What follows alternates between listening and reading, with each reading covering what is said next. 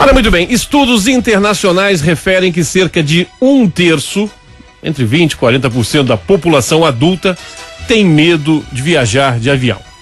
Eu quero saber, entre o nosso universo de ouvintes, quem tem medo de viajar de avião? Quem tem medo? Quem é que tem fobia, tem medo, não tem coragem? Ou viaja, mas mesmo assim todo borradinho de medo, com as mãozinhas suadas, tremendo, apavorado?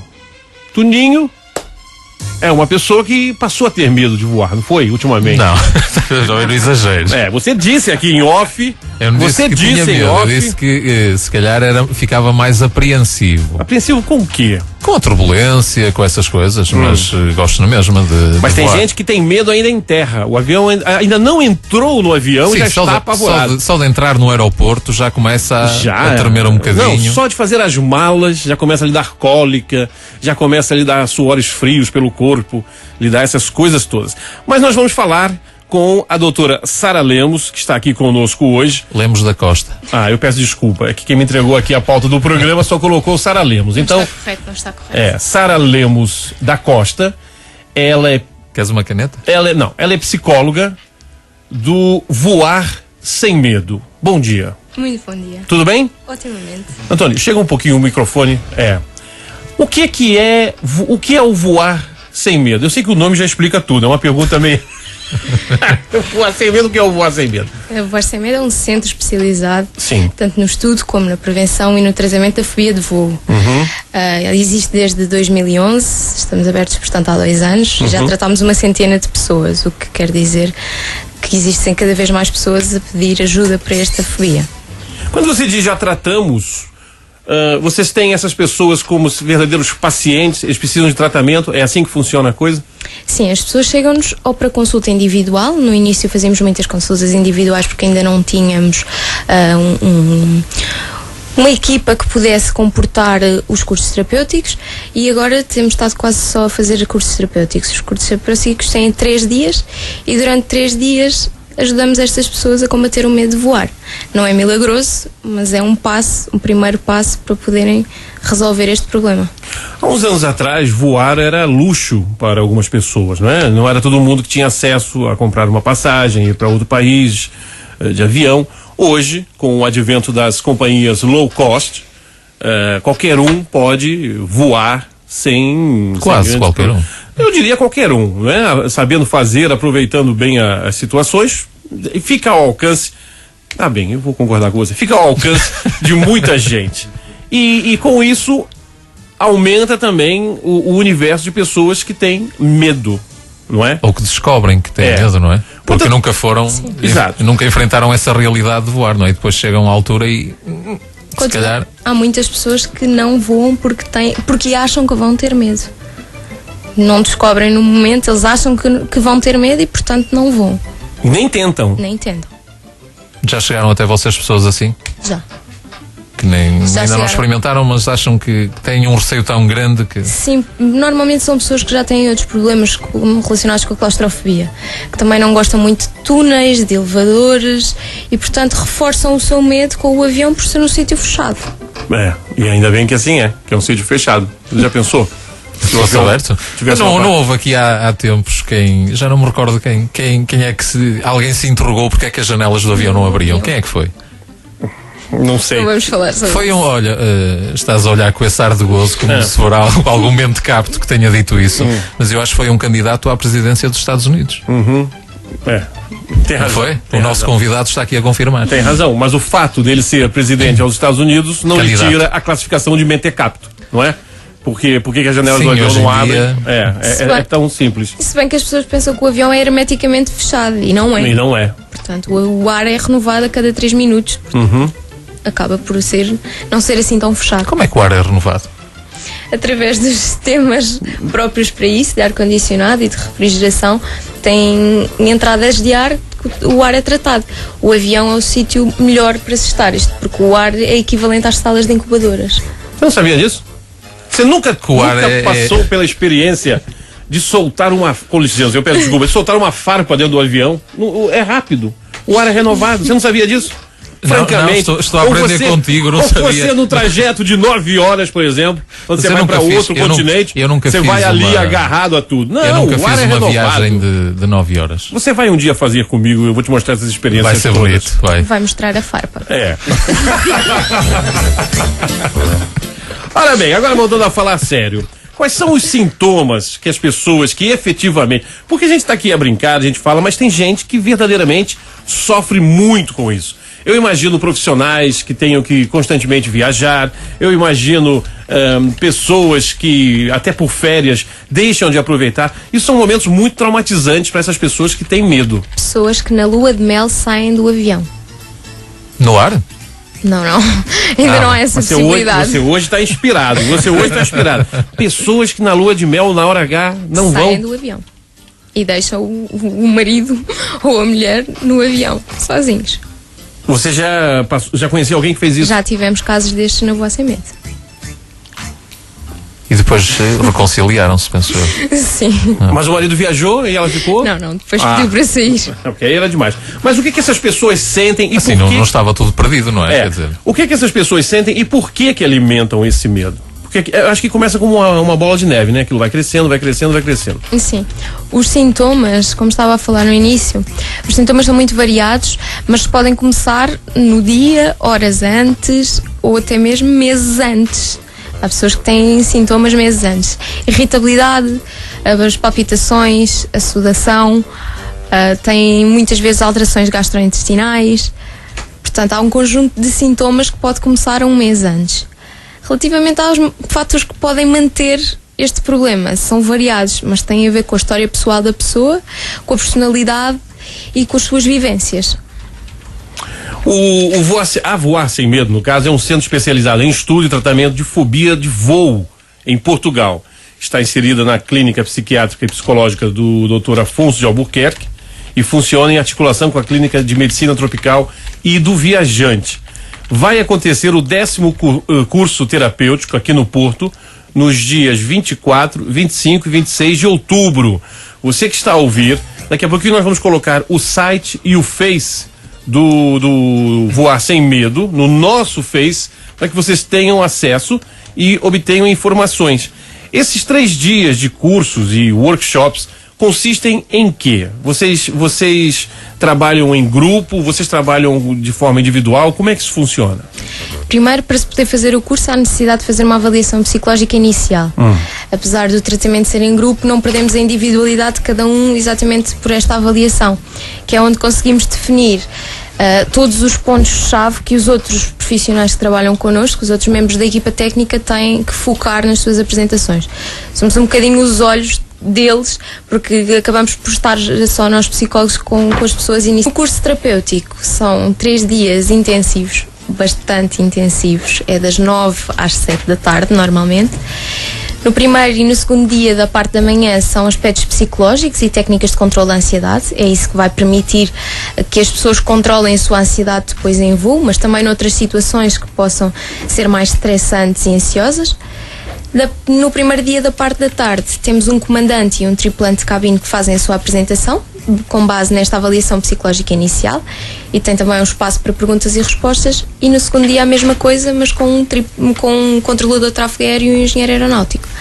O terceiro dia é o dia que menos gostam, mas que tem que ser feito. É a prova final. E, exatamente, é um voo terapêutico. Fazemos um voo na Europa, de ida e volta, um voo comercial normal, vamos todos juntos em grupo e fazemos todas as mesmas coisas. Se precisarmos de fazer todos a técnica do saco, fazemos todos a técnica do saco. Isto é, não há uma diferença entre equipa técnica e participantes.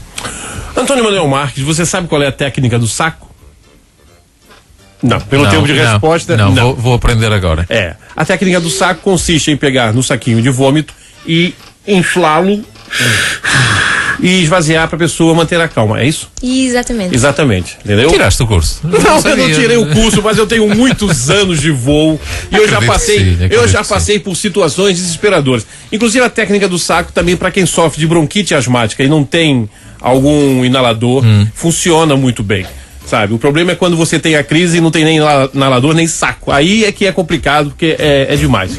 Agora, deixa-me só perguntar, falamos da questão do voo, mas Há condições para esse voo? Tem que seguir determinadas regras? Não pode ter uma certa duração? Como é que definem que voo é que vão fazer? Normalmente é um voo na Europa exatamente para não exceder algumas horas, porque o que pretendemos é que a pessoa tenha uma experiência agradável e que vá reforçar essa experiência agradável depois no voo de volta. Aquilo que não fazemos são voos em low cost unicamente porque são companhias que, devido às suas características, como as bagagens e outros elementos, não são tão tranquilos. Portanto, se formos viajar numa low cost, temos que pôr as malinhas todas para ver se cabem naquele tamanhinho deles. Todo este tipo de coisas vai acrescentar ansiedade e é isso que nós não queremos. Nós queremos que o voo seja o mais tranquilo possível, tanto que quando vamos fazer o voo já temos o check-in feito, a pessoa não tem que se preocupar com isto. Portanto, tentamos sempre diminuir ao máximo as fontes de ansiedade que possam existir naquele dia. Mas mesmo assim, imagino que as pessoas vão na mesma apreensivas. Sim. O medo muitas vezes existe da, entre aspas, ignorância, ou seja, do desconhecimento, não é? As pessoas começam a criar fantasmas na sua cabeça, a própria informação que muitas das vezes é passada nos meios de comunicação, tudo isso, os próprios amigos, familiares que fazem comentários, as pessoas são capazes de dizer que eu vinha do Brasil e o avião balançou muito. O avião balançou durante meia hora, 40 minutos num voo de 9 horas. Mas ninguém fala das 8 horas das e 8 meia horas e 20. O que vale ali são aqueles 40 minutos de tortura, angústia e tudo isso. Agora, as pessoas esquecem muitas coisas, como por exemplo, é o meio de transporte, ainda e há de ser por muito tempo, o meio de transporte mais seguro que existe. A porcentagem de acidentes comparativamente com o número de voos é mínima. Tem vindo a crescer. O ano 2011 foi o mais seguro e o ano 2011 ultrapassou em segurança o ano 2011. Portanto, está cada vez mais seguro. E depois, a meios de transporte muito piores. Por exemplo, Antônio Marcos, você sabia que o paraquedas... Estamos de volta e hoje estamos a voar sem medo. Aqui conosco nos estúdios a doutora Sara Lemos da Costa, psicóloga da Voar Sem Medo. Voar Sem Medo, como é que eu posso chamar? Uma instituição? Não, uma organização. Um centro especializado em ajudar pessoas que têm verdadeira fobia dos ares. Há números sobre a quantidade de pessoas em Portugal que terá fobia ou pelo menos um medo muito forte de voar? Nós neste momento estamos a fazer o estudo de prevalência da fobia de voo em Portugal. Não existem estudos portugueses e poucos são os estudos mundiais que existem. Existem 2 estudos, um de 1981, outro de 98, mas são poucos os estudos que existem. E neste momento é o que a Voar Sem Medo, é um dos estudos que a Voar Sem Medo tem preparados. É o estudo da fobia de voo, o impacto nas empresas e também a validação de escalas para a fobia de voo. Quando é que terão poderão adiantar alguns dados sobre isso? No próximo ano. Nós o que temos é um questionário de autodiagnóstico no site, em que vamos tendo algumas intervenções de pessoas que pensam que têm fobia de voo e aí conseguimos avaliar mais ou menos qual é que é a quantidade das pessoas. Quase 90% das pessoas que procuram e que realizam um autodiagnóstico têm claramente. Mas existem graus diferentes de fobia de voo e, portanto, existe uma fobia de voo extrema, uma moderada ou uma ligeira. E a ligeira, por vezes, pode ajudar a ler o livro da Voar Sem Medo, a aplicação. Nós temos uma aplicação para iPhones e para Androids que pode ser descarregada e a pessoa leva no voo consigo. E é o terapeuta a bordo. Basicamente, aparece a voz da diretora da Voar Sem Medo, a doutora Cristina Albuquerque, a falar sobre... Mas como é que funciona? Tem uma tecla, por exemplo, específica para o pânico. É a doutora Cristina Albuquerque. Para quem faz o curso, depois é reconfortante, porque já conhece a voz e então já identifica. Mas tem exercícios de imaginação e exercícios de relaxamento. É uma ferramenta mais direcionada para o voo e para ajudar as pessoas em voo. Em terra, temos o livro que muitas vezes, quando a fobia é ligeira ou se está a iniciar, não está instalada, pode ajudar. Ora, muito bem, eu tenho aqui participações por telefone. Com certeza. Vamos ao telefone. Toninho Marques, faça as honras da casa. Olá, muito bom dia. Bom dia Bom dia para mim. É bom dia para você e para todos os que nos todo ouvem. mundo. Não é só para você, para todo mundo. Bom dia, que não estava em linha, não sabia se era eu. Olha, sou a Manuela Pinto do Porto. Sim. E tenho um problema com os aviões desde miúda também. Nem em terra os consigo ver. Portanto, Calma, Manuela. Calma, Manuela, porque isso pode ser recíproco. Os aviões também podem não gostar de vê-la. Calma. Sim, eu sei. Você tem um problema com os aviões. Não consegue nem em terra vê-los. Não gosto. Não gosto do barulho, não gosto de os ver quando andam mais baixo. Mas já viajei. O médico aconselhou-me, andei no médico desde miúda, aconselhou-me a fazer uma viagem pequenina. Eu então fiz uma viagem em 2009 para a Madeira. Numa altura em que tinham que ir 2 aviões e eu fiquei em pânico antes de embarcar. Pronto. Mas a Madeira se calhar não é o melhor destino para perder o medo, pois não é? Mas o meu marido lá me deu a volta e eu lá fui. Mas entrei em pânico no ar e não queria ir e foi um bocado complicado. Mas então é um medo que tem desde criança, desde que se lembra. Sim. Depois andei lá muito bem uma semana, no dia anterior comecei a sentir vómitos, diarreias, transpirava, já não queria vir. Pronto, e agora tenho outra viagem marcada para este mês e já estou outra vez ansiosa, porque vou para a França e tenho medo. Pronto, e não sei como é que é de fazer para combater esta ansiedade que eu sinto. Já não durmo e até estava aqui a dizer à minha colega de trabalho. Ainda por cima hoje a conversa é sobre aviões e eu já viajar no dia 21. Não me diga que só de ouvir já está nervosa. Pois é, ficou assim, mas o meu marido lá me dá de vez em quando assim a volta e vamos e pronto, e eu lá vou. Acho eu que vou. Se não é o marido. Já tem as passagens, não é?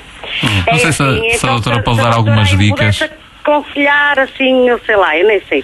Olha, eu até nem sei se vou, porque eu já estou mesmo assim. Tenha calma. Relaxe. Minha querida, como é seu nome? Manuela Pinto. Eu tenho-os a todos adicionados no Facebook. Manuela Pinto. Obrigado. Manuela Pinto. Moro em Gaia, mas estou no Porto, estou a trabalhar. Fica calma, Manuela Pinto, porque até no nome você tem asas, não é? Eu não tenho asas. Não, no nome tem. Pinto tem asas. Mas não voa. Sim, está bem. Mas para voar cá para baixo, não. Manuela, eu acho que no seu caso a melhor era procurar ajuda especializada e não realizar o voo se o puder não fazer. Porque cada vez que voa sem tratamento vai reforçar o seu medo. Portanto, vai piorar, certamente. Pois, em miúda, a minha mãe chegaram-me a levar a Lisboa de comboio e depois eu vinha de avião para o Porto, não vim, recusei-me a entrar, não vim. E pronto, mas depois quando fui à Madeira eu pensei que tinha passado este medo, mas pelos vistos não passou porque eu já tenho outra marcada e já está com ansiedade. Não tenho só o meu marido. Eu antes de ir para a Madeira no dia anterior eu fartei-me de chorar e nem fazia as malas a chorar e fui para a net ver acidentes de aviões, quer dizer, tenho bom. Isso é muito bom! Isso ajuda sempre. Das primeiras coisas que pode começar por fazer é deixar de ver esse tipo de filmes ou de imagens. Não, tem aquele pequeno acidente com na aterragem e fica logo atordoada da cabeça, então. Pois, mas esse é um dos maiores erros. Portanto, se quer uma dica, essa é a primeira. Nós, logo no início da conversa, nós percebemos que você estava meio atordoada da cabeça. Então você tem medo de voar e vai pra net ver acidentes de avião? Pois fui. Não dormi nada toda a noite, depois fui. E lá em cima nem lhe digo o que eu fiz, as cenas que eu fiz no avião. Me conta uma cena que você fez. Sim, assim uma pequenina. Chorei e não queria ir e via toda a gente andar miúdos de um lado para o outro. Eu ali sentada no banco do meio, parece que ia, sei lá, agarrada ao banco, nem mexia ao pescoço, nem nada, não vi nada. Está a ver, esse é outro erro. Não vi nada. Nem olhei para baixo, nem para cima, nem para lado nenhum, eu não vi nada. Então, dava de olhos fechados. E depois quando cheguei, pronto, sem sentir a aterrar nem nada. Senti na Madeira, foi a levantar, para cá senti um bocadinho. Mas depois quando senti os pés no chão, esqueci logo tudo. Mas depois no dia anterior voltou outra vez aquela... É como você dizia no início, que há pessoas que vão ali duras, paradas, sem olhar para cima, sem olhar para baixo. São chamados comportamentos típicos. As pessoas têm este tipo de comportamento porque acreditam que vão combater alguma coisa, que vão minimizar o seu sofrimento. E pelo contrário, estes comportamentos típicos só vão reforçar o medo. Eles não cumprem a sua segurança. Portanto, o melhor que têm a fazer... Sim, mas a mim aconselharam-me até tomar um calmante e tudo, e eu tomei, mas não me fez nada aquilo. Não, a minha ansiedade não passou. Agora pronto, senti-me com um bocadinho mais de coragem. O meu marido falou em ir, mas vamos lá ver. Na altura disse que sim. Manuela, mas agora já... Se quer um conselho, deixe de ver os seus vídeos que tanto nunca mais gosta. vi. Nem Ainda vou ver bem, agora, não. Foi ainda só bem uma que vez. esse é um dos melhores conselhos que lhe posso dar. Depois, já que vai com o seu marido, tente e peça-lhe para que ele a distraia. Tem algumas técnicas que pode fazer, contar números, questões como as datas de nascimento dos seus pais, algumas técnicas que possam fazer com que se distraia e se desfoque do seu medo. Se não for bem, tão eu vou focada. tentar. Ainda tenho uma semaninha para me mentalizar, não é? Se tiver a oportunidade, já agora também, procuro o livro, chama-se mesmo Voar Sem Medo? Voar Sem Medo, um guia prático para voar descontraído. Pronto, e pode ser que encontre lá também. Está à venda esse livro, é? Está. Voar Sem Medo. Se for ao site da Gradiva, que é a editora, pode fazer a encomenda e eles entregam-lhe em casa. Está bem, então. Se vou não tentar, encontra então. numa livraria normal. Ou não. Normalmente tem estado esgotado nas livrarias, mas pela editora demora 1 ou 2 dias e eles entregam em casa. E pode ser que encontre umas dicas, Manuela. Por que você Está não... bem. Vou tentar então, se calhar, encontrá-lo antes de ir. Ô Manuela, por que você não muda o foco? Por que você não pensa assim em criar uma surpresa ao seu marido durante a viagem, levá-lo assim pro canto do avião e ter assim uma tórrida cena de amor com o seu marido? Você não ia se sentir muito melhor em vez de ficar pensando nos acidentes? Então está muita gente a ver, então não dá para fazer essas coisas no ar. Não estou dizendo que você tem que ir lá pra frente pro aeromoço, esse avião tem saída de... A seguir às manobras de emergência, temos Manuela Pinto. Nem sabia onde era o quarto de banho, nada. Não me levantei do lugar. Desculpe que se fosse mais horas, há países que eu gostava de conhecer e não vou, porque são muitas horas de voo. Não consigo. Então está na altura de combater o seu medo. Pois é. E quer dizer... Pronto, vou então tentar então. Vou ver se essa viagem me corre melhor, depois eu digo-vos, vá. Tá bom, Certíssimo. mas por favor dê notícias. É que se você não disser nada, nós vamos ficar muito preocupados. Sim. Não vou nada. E pode também dar notícias para o site da Voar Sem Medo. É. Está bem, eu depois vou estar atento ao Facebook, porque vocês já disseram que tinham uma página no Facebook. Exatamente. Temos. E logo Tem. já vou lá dar uma vista de olhos então, está bem? Felicidades. Combinado. Pronto, um beijinho para todos que eu estou a trabalhar. Obrigada, Bem, bom Manuela. trabalho. E nós não. Todos. Tá, tchau. Beijinhos, Tchau, Manuela. até logo. Felicidades e coragem. Um beijinho pra todos que eu estou a trabalhar. Nós não Sim. estamos a trabalhar. Nós não estamos. Vamos aqui. Alô, bom dia. Estamos a dar música? Normalmente é ao contrário. Claramente. Desligaram, não sei. Enfim. Olha, muito bem. Continuando a nossa conversa. Há maneiras de distinguir da própria pessoa se conseguir mais ou menos autodiagnosticar e perceber se não passa de um receio natural de ir voar ou se já pode ser algo mais forte, mais aproximado à fobia. Ok, para ser uma fobia tem que seguir determinados critérios. Nós utilizamos o critério da APA, que é a Associação Americana de Psicólogos, que diz que tem que ter determinados critérios, entre os quais ser uma fobia extrema e perante o objeto fóbico, ou mesmo na antecipação do objeto fóbico, quando só pensamos nele, como é o caso da Manuela, ser sempre desencadeador de uma reação de ansiedade, por exemplo, num ataque de pânico. Também tem que interferir com a nossa vida pessoal, familiar e profissional, como falávamos anteriormente. Portanto, existem determinados critérios para definir que é uma fobia. Pode ser anteriormente um receio, mas este receio vai aumentando. Portanto, há que ter atenção a determinados critérios, que nós também temos isso no livro, bem explicados quais é que são alguns dos critérios que a pessoa pode ter em conta, e aí procurar ajuda logo ao primeiro sinal para que tu não vá chegar a uma situação de fobia extrema. Uhum. Que tipo de pessoas vos procuram? De tudo um pouco, mais ligadas a esta área da aeronáutica, pessoas que gostavam, lá está, como a Manuela, de conhecer países e depois têm muito receio de entrar no avião? Todo o tipo de pessoas que já voaram, pessoas que já voaram e neste momento não estão a voar, pessoas que nunca voaram, portanto não há uma diferenciação. Aquilo que os estudos dizem é que normalmente está mais relacionado com as mulheres e de meia idade. Mas não é uma coisa assim tão taxativa, pelo menos na Voar Sem Medo. Temos os cursos normalmente são divididos, metade, não há grande diferença entre homens e mulheres, e as idades também variam. Já tivemos crianças a fazer o curso, neste caso fazem o curso individual, não fazem em grupo, como já tivemos pessoas com 70 e 60 anos, portanto... Mas as crianças são os pais que as levam. digo eu. Sim. Tivemos, por exemplo, o caso de uma menina que foi visitar o pai aos Açores e não voltou. E ficou a viver nos Açores durante alguns anos com o pai, até que Vossa Mente se deslocava todas as semanas aos Açores para poder fazer um tratamento individual com ela. Para poder foi a viagem de ida que foi traumática? Ou ela já tinha essa... Já tinha, mas houve qualquer coisa que disputou ali, se calhar também o estar afastada de casa, porque lá está, uma fobia também pode estar relacionado, um dos fatores que pode ser preponderante pode ser associar a viagem a uma coisa menos positiva. Sei de um caso, não fez tratamento ainda, mas de uma pessoa que a mãe faleceu e ela teve que fazer uma viagem de avião para poder ir ao enterro da mãe. E a partir daí não detesta andar de avião. É um sofrimento, né? Porque associa. Exatamente. Portanto, há determinados fatores que podem ser ponderantes na fobia. Quando alguém está já dentro do avião e, por exemplo, ao nosso lado há uma pessoa que está nitidamente a entrar em pânico ou a acontecer qualquer coisa, nós, como passageiros, podemos fazer alguma coisa para ajudar ou deixamos isso para os tripulantes? Os tripulantes começam agora a ter uma maior sensibilidade para... neste momento já vamos fazer o 3º workshop dirigido a tripulantes de cabine e a pessoas que lidam diretamente com o passageiro, por exemplo, pessoas que trabalham no aeroporto, agentes de viagens, pronto. Este tipo de pessoas que pode lidar diretamente com o passageiro.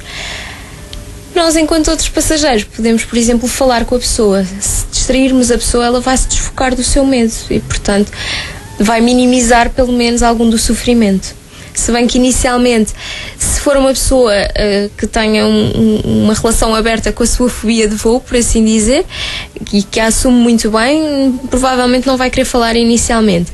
Se for uma pessoa que vai fazer tudo para que as outras não percebam, provavelmente até fala e consegue suportar melhor a viagem sem que as outras pessoas se apercebam, ou pelo menos que ela ache que as outras pessoas se apercebam. Porque há casos em que a pessoa acha que se está a controlar perfeitamente e a pessoa que vai ao lado percebe nitidamente que ela não está confortável. Num voo com 300 e poucas pessoas, 300 e poucos passageiros, você tem noção desse universo? Quantas pessoas ali dentro estão a sofrer e disfarçam muito bem ou não disfarçam? Aquilo que os estudos nos dizem é que é entre 20% a 40% da população. Portanto, pressupomos que entre 20% a 40% das pessoas que vão dentro de um avião... É quase metade? Sim. E se todo mundo entra em pânico ao mesmo tempo? Ia ser uma maravilha. As pessoas nunca entram em pânico ao mesmo tempo porque os picos são diferentes. Os fatores que levam ao pico são diferentes. Uma pessoa é a turbulência, outra pessoa é os ruídos. Portanto, é difícil que entre toda a gente em pânico ao mesmo tempo. Eu acho assim, mesmo para quem não tem medo de voar, que é o meu caso, e eu digo isso com humildade, não sou nenhum super-herói, nada disso. Mas eu efetivamente não tenho receio nenhum, não tenho medo, já estou acostumado. Mas mesmo assim, o saber que vamos viajar, então quando é uma travessia de Atlântico, alguma coisa assim, acaba sempre mexendo de alguma forma. Com ansiedade. Claro. E o aeroporto também não é um sítio muito simpático, não é? É um sítio com muita gente, com barulho, com termos que passar as alfândegas, temos que passar o raio-x. Eu pelo menos, eu acho sempre que não levo nada de mal, mas vou sempre a pensar o que é que eles me vão encontrar dentro das minhas malas. Sim. Portanto, acaba por ser sempre estressante para quem tem medo e para quem não tem medo. O aeroporto é um catalisador de emoções muito grande, porque é a emoção das pessoas que estão se despedindo dos seus parentes, é a alegria das pessoas que estão recebendo outros. Aquilo ali, a energia, o fluxo de energia ali dentro é muito forte.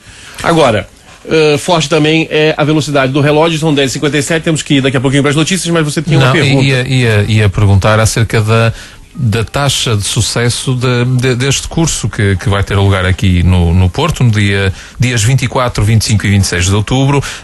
Tem números sobre taxas de sucesso? Sim, a nossa taxa de sucesso é acima de 95%. E quando nós percebemos que a pessoa não está preparada para fazer o voo terapêutico após os 2 primeiros dias de curso, somos nós próprios que pedimos à pessoa para que não o faça e remarcamos depois um voo terapêutico individual.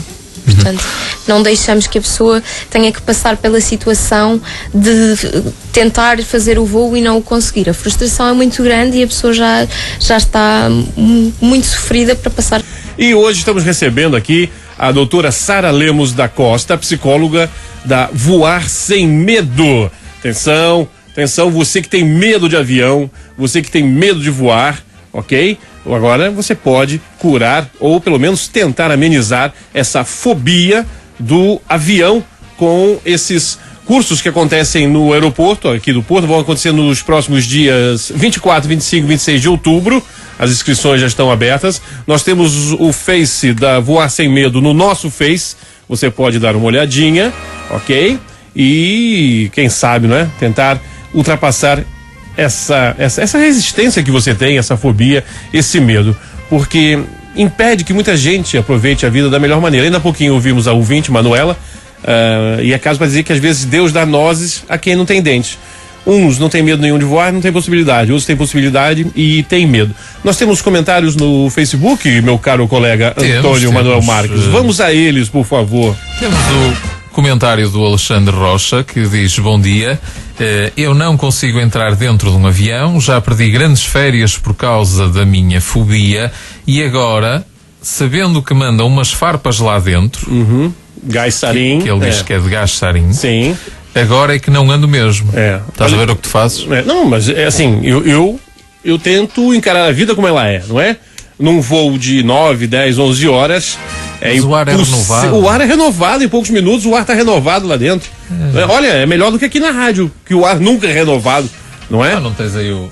tem o ar condicionado. Esse ar condiciona, nada mais do que isso. Esse ar condiciona. Quando nós estávamos e retomando a conversa, quando nós estávamos a falar sobre e a preparar este programa, algo que eu acho que se calhar não é perceptível à maioria das pessoas é que de facto é uma fobia que afeta muita gente.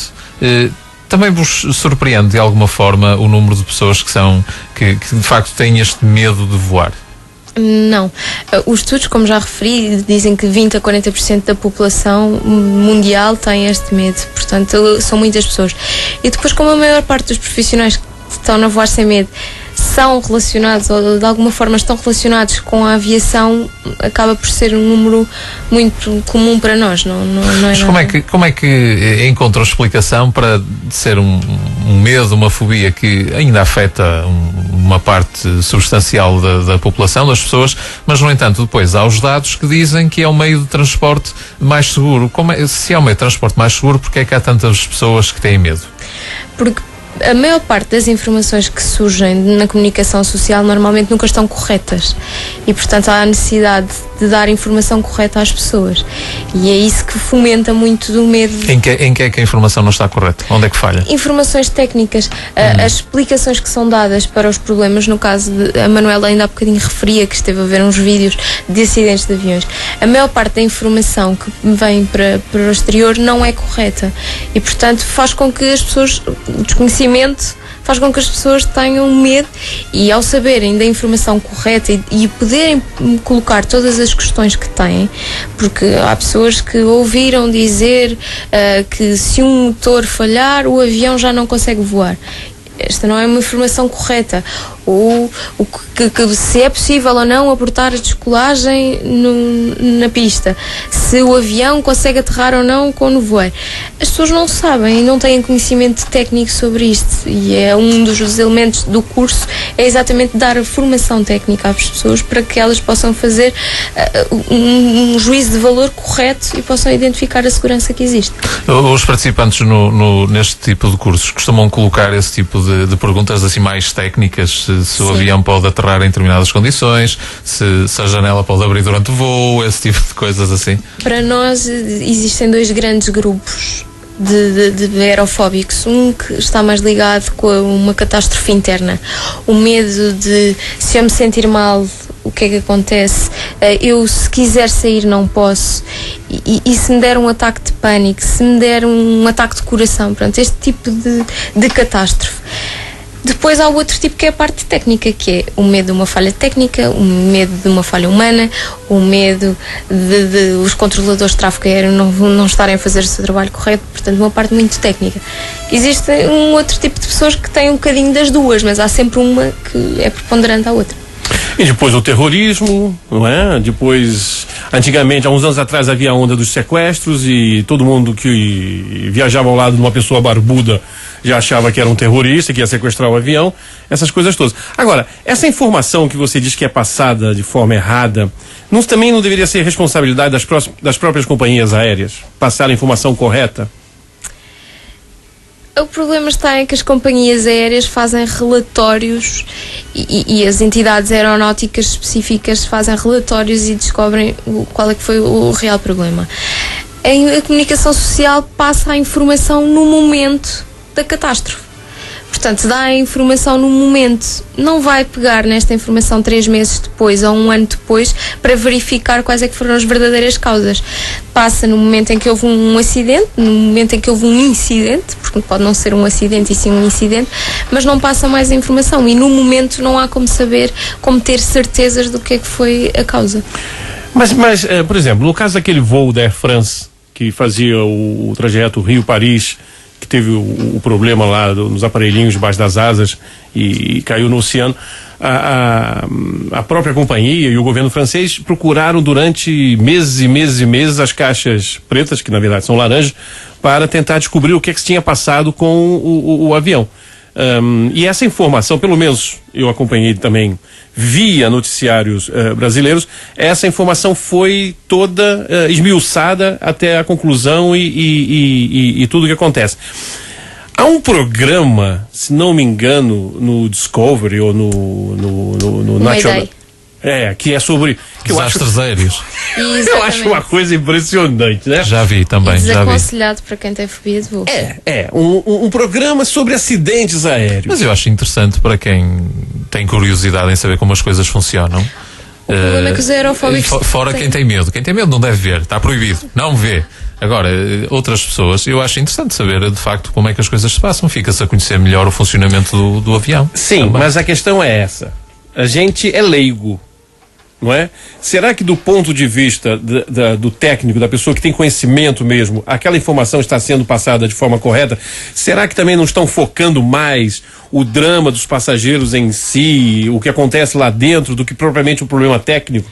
Porque veja bem, a gente pode agora entrar no carro da rádio, que é um carro novo, um carro de alta cilindrada, um carro luxuoso, dobrar a esquina e tomar uma pantufada ou bater no poste e acabou, não é?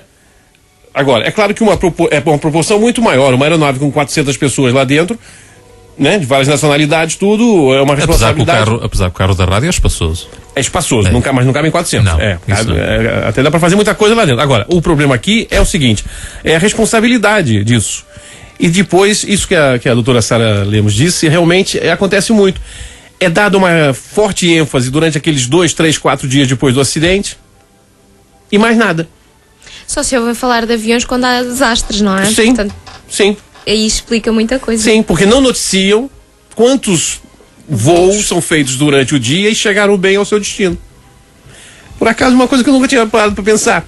Basta haver um problema comum no meio de milhares que vira notícia. Agora, milhares que chegam... Não é defender a dama, mas... porque não é notícia, não é?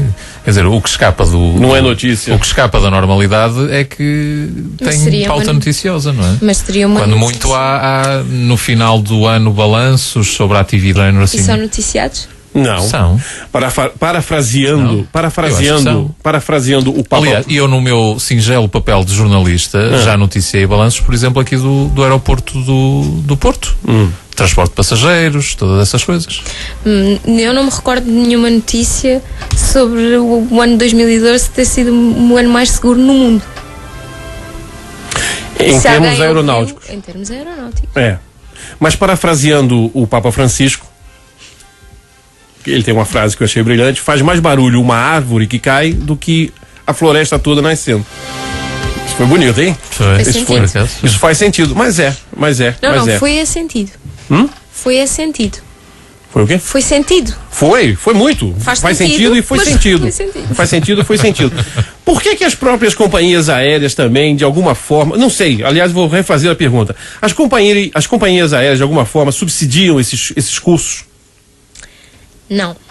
Existe uma companhia aérea em Portugal que tem um curso semelhante, que foi fundado exatamente pela mesma pessoa, pela doutora Cristina Albuquerque.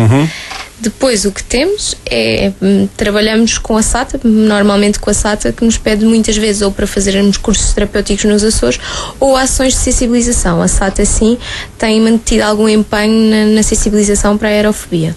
Mas as companhias, já agora e que tocamos nesse tópico, as companhias aéreas estão sensibilizadas para este tipo de cursos junto dos passageiros, junto do seu pessoal, ou ainda nem por isso? Também depende. Também depende muito da companhia aérea e depende muito dos tripulantes. Há tripulantes que sim, que realmente estão sensibilizados, e agora vemos isso pelo 3º workshop que vamos fazer em outubro, em que temos várias inscrições de tripulantes de várias companhias aéreas diferentes. Há outros que não. Mas isso vai um bocadinho da sensibilidade de cada pessoa. Mas cá entre nós, que ninguém está a nos ouvir, isso é uma falta de visão terrível.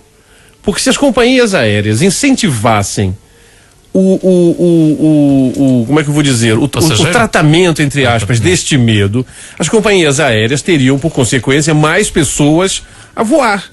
Nós no nosso site temos um questionário de autodiagnóstico, já falei, em que a última questão é exatamente se acham que os profissionais da aviação, tanto os tripulantes como o pessoal de terra, deveriam ter formação específica para saber lidar com o aerofóbico. E 80%, mais de 80% referem que sim. Portanto, mais de 80% sente que não são apoiados como deveriam ser. E isso teria muitos lucros para as companhias aéreas, mas não só para as companhias aéreas, como para a ANA, por exemplo, a ANA Aeroportos, que também ganharia não só no passageiro, na viagem aérea, de pessoas, mas no fluxo de pessoas no aeroporto. Você, por exemplo, quando o teu voo atrasa, seja lá por que motivo for, e as pessoas ficam ali, às vezes minutos, às vezes horas à espera, não há ninguém de uma companhia que venha conversar com você, dizer o que é que se passa, o que é que aconteceu. Não há essa prevenção, essa como é que eu posso dizer? Preocupação. Porque é um serviço que poderiam oferecer ao passageiro. Sim. E que melhoraria tanto, não só a vida das pessoas, do passageiro em si, mas também das companhias ou da ANA, por exemplo, porque iriam fazer com que o passageiro estivesse em melhor estado do que aquele que vai estar, em que fizesse mais compras, em que estivesse mais disponível para voltar a andar de avião. Portanto, claramente é uma falta de visão. Estou impressionado com o que nós descobrimos. Não é, Toninho? Não, o mérito é principalmente eu. Até porque, não tem mérito. O mérito é da equipe. Até porque todas as companhias aéreas, quando acontece um acidente, disponibilizam psicólogos para os parentes das vítimas.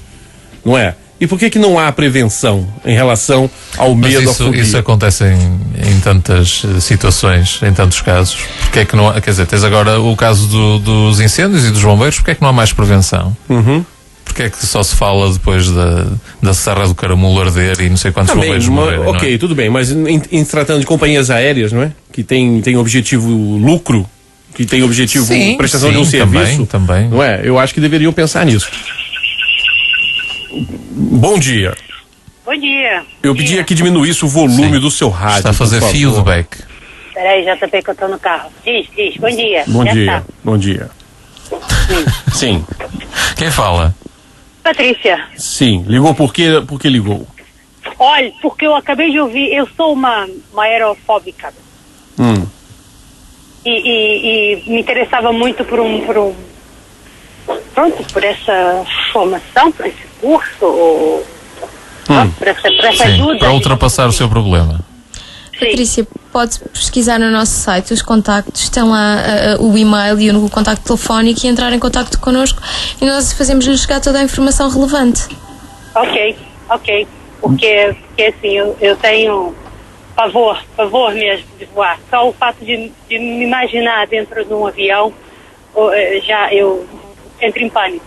Você veio do Brasil de quê? De navio? Não, JP, eu vim de avião e já andei várias e várias vezes de avião. Dopada? Nem sequer dopada eu fico. A última viagem que eu fiz daqui para o Brasil, o voo saiu daqui às 6 horas da manhã. Eu nessa noite não dormi. Errado. Não dormi absolutamente nada. Tínhamos que estar no aeroporto às 6 horas da manhã.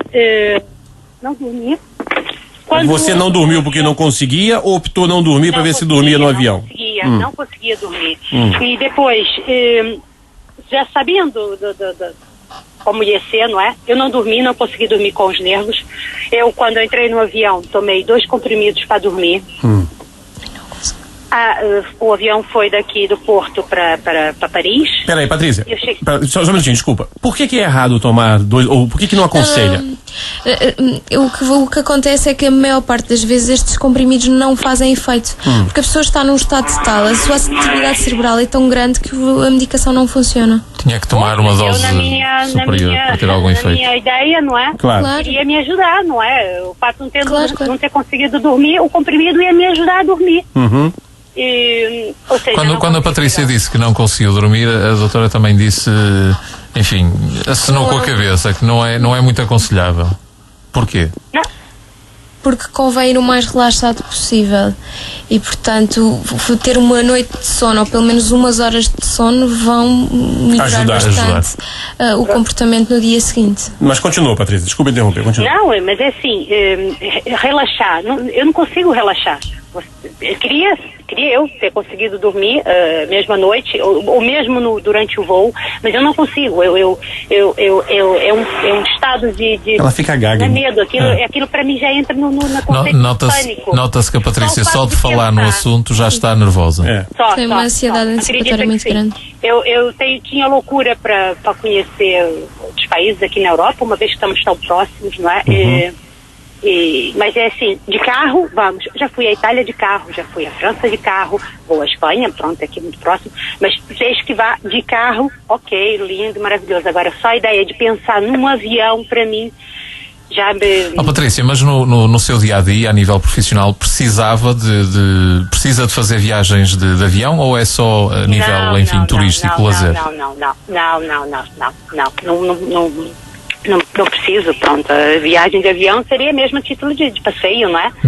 E por falar nisso, como o JP ainda disse, eu sou brasileira, vim do Brasil. E todos nós sabemos disso. Todos nós já percebemos. Dá pra notar, né? Sim, muito. E a última vez que eu estive no Brasil fez agora em janeiro 13 anos. Quantas vezes você já foi e voltou, assim por alto? Ui, lá no Brasil é que número? Traduz. 12, 13, 14 vezes. E essas 12, 13, 14 vezes é sempre esse martírio? É sempre esse martírio.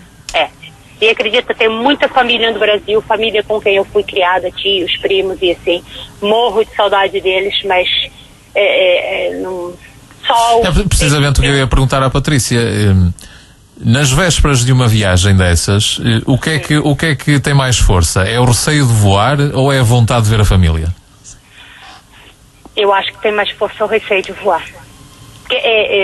Acredita, Marcos, só o fato de pensar, para mim, pensar em entrar no avião, para mim, é indescritível. O medo que eu sinto, o pânico que eu tenho, mas eu tenho pena de ter de ser assim, não é? Ter que perco oportunidades.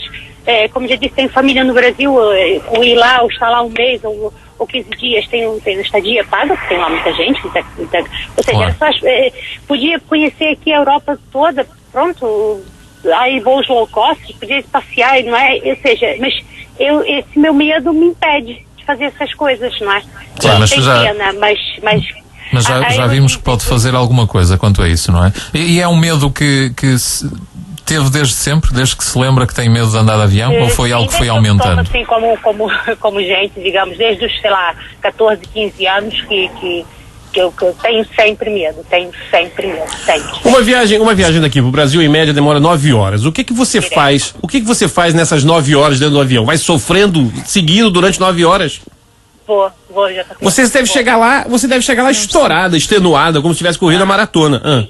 Por exemplo, dessa última vez que eu não, como estava a contar, que não dormi e que tomei comprimidos para dormir, que não fez efeito nenhum, porque também o voo foi durante o dia, mas o cansaço acumulado e pensei eu no efeito dos comprimidos que ia me fazer relaxar durante o voo, não fez absolutamente nada.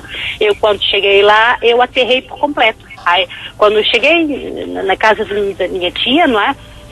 Quando eu apanhei uma cama, eu dormi até o dia seguinte, até tipo a hora do almoço, né? Ou seja, Aí sim eu relaxei. Mas foi o acordar e pensar assim, bem, daqui a um mês tem que fazer a viagem de volta. Ai, meu Deus. Tá entendendo? É um medo muito grande.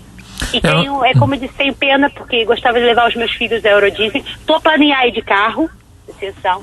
E, vamos, e fica barato esses pacotes que as agências de viagem fazem, não é? E tal, com voo, com tudo. Não, com voo não, esquece. A Patrícia, não sei, já falou que tem filhos, não sei se é casada ou não, mas como é que a sua família lida com isso? Com muita pena, porque a minha filha, por exemplo, nunca andou de avião. E ela diz muitas vezes, mãe, eu nunca andei de avião, mãe, eu nunca... E cobra-me isso, não é? Cobra-me o fato de nunca ter andado de avião. E acho piada porque eu tenho irmãos e diz assim, olha, quando eu for, tu vais comigo, a tua mãe paga para e tu vais comigo, ou seja, tem que ser. Porque nem por eles, que é mesmo assim, infelizmente, não vejo a conseguir fazer isso. Mas há tratamento, Patrícia, portanto... Há tratamento, Patrícia. Visite o nosso site, tem lá o link para o site da Voar Sem Medo e... eu de seguida entro em contato consigo. E tem um livro também à venda nas melhores livrarias do ramo, Voar Sem Medo, que é um livro que você pode comprar e ler durante o voo. Sim, fica pode se distrair e fica com umas dicas.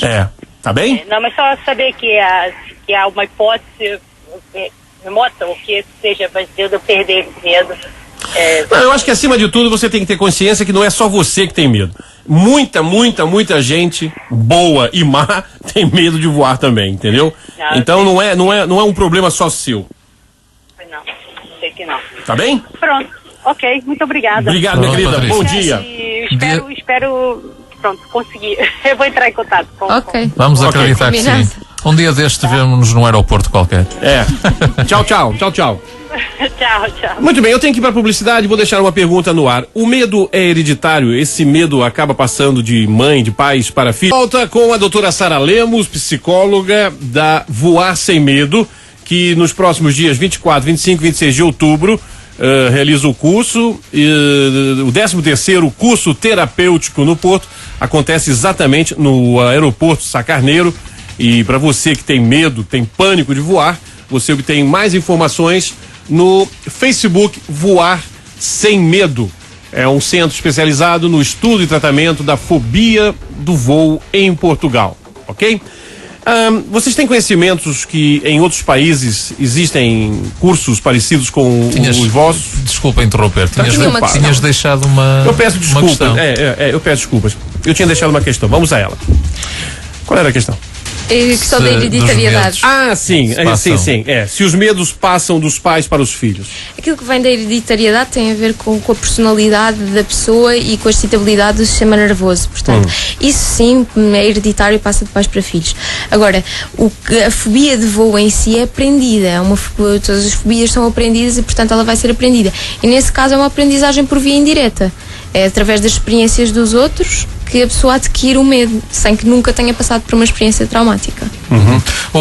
Nós já tivemos aqui, tivemos 2 exemplos de pessoas que de facto nota-se que têm, eu não sei se, não sou pessoa habilitada para dizer se têm fobia, mas têm um medo muito grande de voar, tanto a Patrícia como a Manuela, e em ambos os casos são pessoas que já se forçaram a entrar no avião e a fazer a viagem.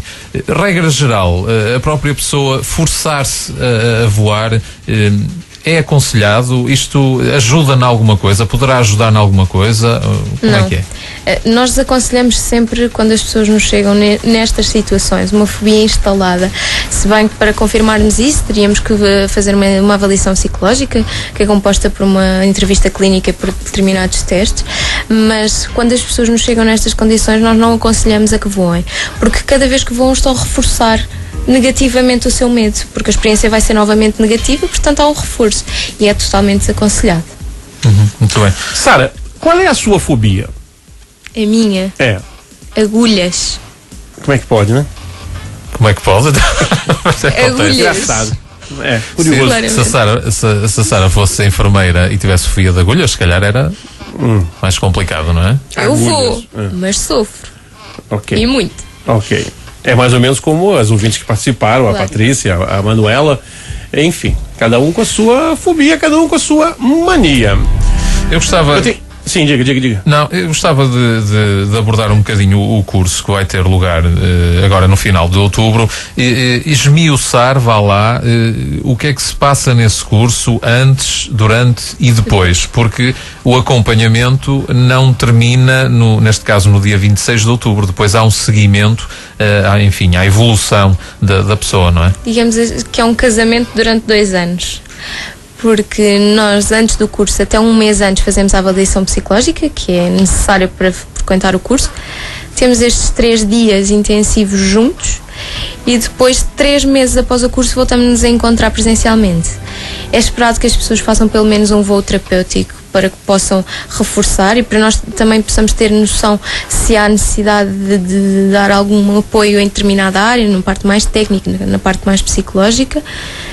6 meses, 1 ano e 2 anos depois, acabamos também por enviar um questionário às pessoas e perceber se há alguma necessidade ou como é que elas têm estado. Depois, acabamos por estar sempre em contacto com as pessoas, como eu já tinha dito em off. Ainda ontem recebi uma mensagem de uma pessoa que fez um voo, tinha acabado de chegar de um voo e disse: ok, foi fantástico, 5 estrelas e já estou pronto para pensar em outra. Portanto, acabamos por estar regularmente em contacto com as pessoas que fazem o curso, não só durante estes 2 anos. É costume, é normal receberem esse tipo de testemunhos no final de uma viagem. Ok, cheguei, correu bem, deixa-me contactar a voar sem medo para dizer que está tudo ok. É normal antes e depois. É normal que antes de irem voar nos liguem e é normal depois de voarem que nos digam como é que correu, mesmo quando alguma coisa não correu bem. Porque isto não é milagroso, não é de um dia para o outro que a pessoa perde o medo, é um trabalho por etapas e há sempre ansiedade no voo.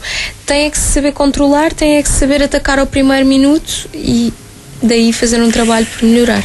Esse ser normal que liguem antes e que liguem depois não é de certa forma uma dependência? Não. A pessoa não acaba por se sentir melhor ligando, dizendo, olha... Não é uma dependência, é um reforço positivo. É diferente de ser uma dependência, é um reforço positivo. É reconfortante saber que há do outro lado alguém que acha que isto vai correr bem e que nos dá todo o apoio. Também há uma coisa muito engraçada que é o grupo de pares que se cria, porque como é um grupo terapêutico, as pessoas entram em contacto umas com as outras. Cada vez que vão voar, enviam um e-mail a todas a dizer: olha, vou voar na dita. E sabe bem receber aquelas mensagens: olha, boa sorte, vai correr tudo bem. Não só da equipa técnica, mas também do grupo de pares, porque estão na mesma situação. Eu imagino já aquilo que a gente vê na televisão: olá, eu sou fulano, e todo mundo, olá, fulano, e começam a falar. Não é nada disso, né? Não. Não é um centro de autoajuda. E já passou por vocês alguém que efetivamente não tinha jeito mesmo?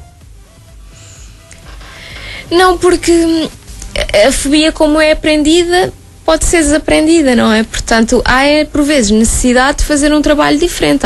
Há pessoas que não podem estar num grupo terapêutico, por exemplo, porque têm outros problemas que são necessários resolver antes de poderem estar num grupo terapêutico.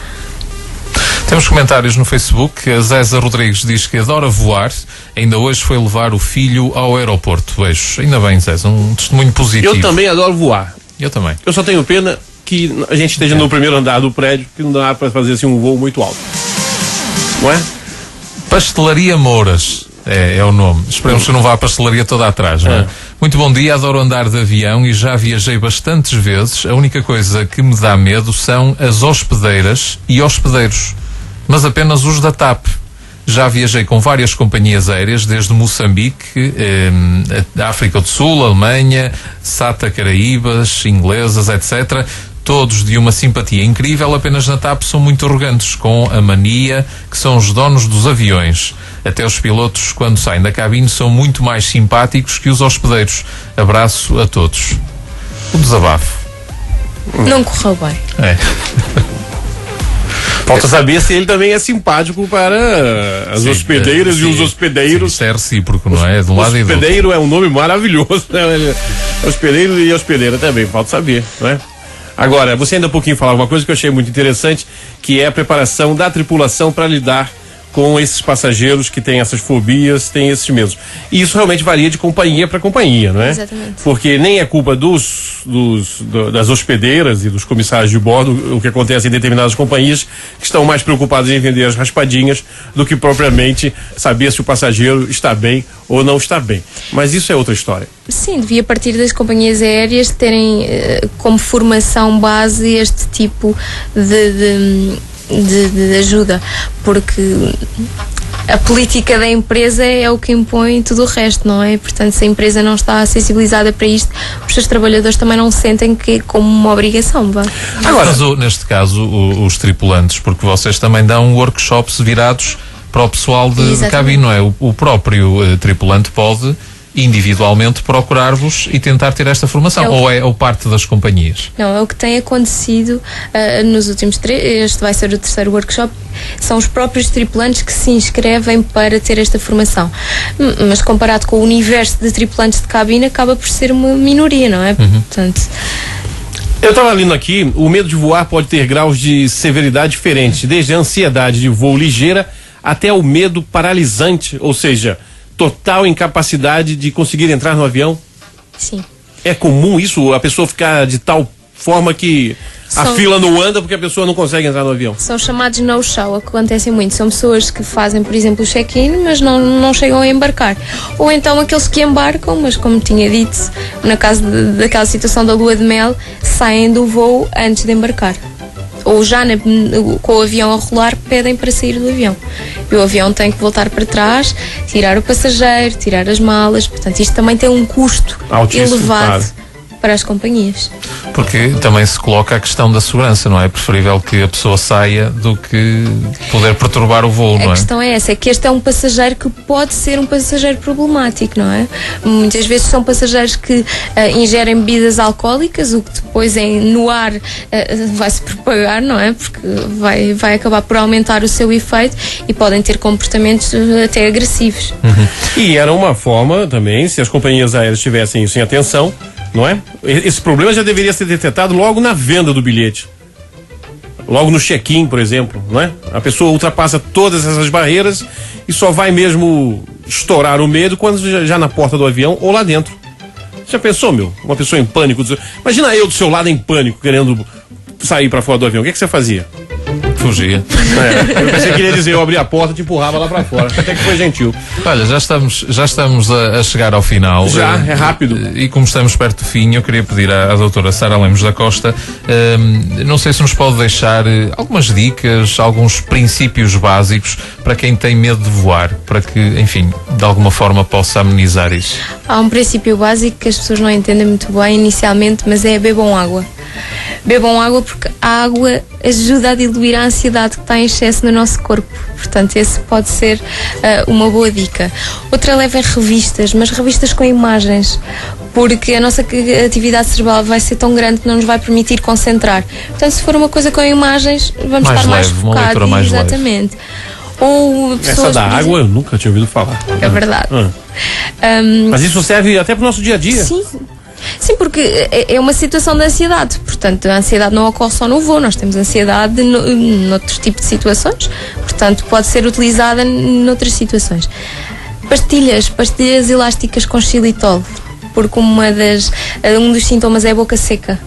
E o xilitol vai produzir saliva e, portanto, vamos deixar de ter aquela sensação incómoda de boca seca.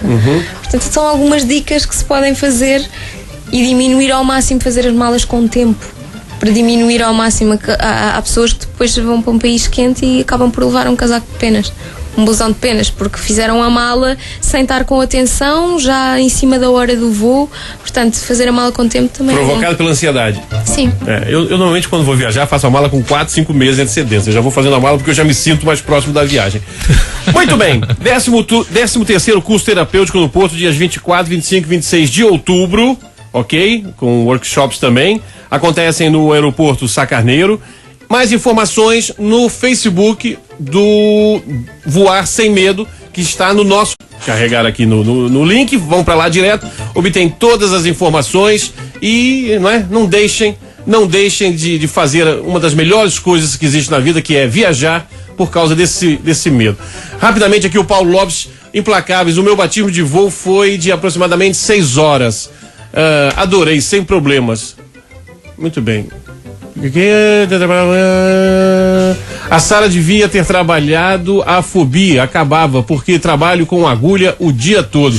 Deve ser enfermeira. Muito bem, doutora Sara Lemos da Costa, muito obrigado pela sua presença. Muito obrigado também. Muito obrigado a todos. A gente volta...